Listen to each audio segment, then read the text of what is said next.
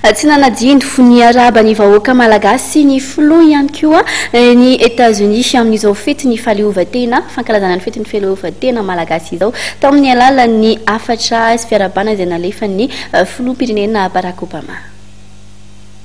Notsindrin'ny filoham-pirenena Amerikanina Barack Obama fa taona manatantara ho an'ny vahoaka malagasy ity taona ity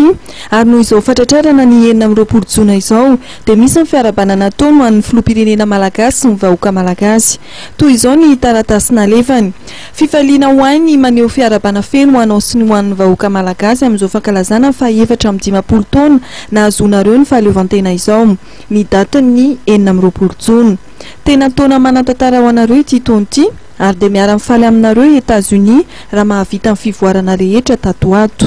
mahavelo mpanantaniana tokoa ny niverenanareo anatin'ny fitondrana demokratika mirary indrindra ny tenako mba ho ambinina sy andro fahalemana hatrany ny vahoaka malagasy ny joro mpiara-miombona antoka hatrany États-Unis nandritra ny fotoanan'ny krizy ary manantena mafy ny ara-iasa aminareo kosa amin'izao fotoana ny fanantenana ny fandrosoana rahateo-karena ary ny fampandrosoana anatin'ny fandriam-pahalemana izao.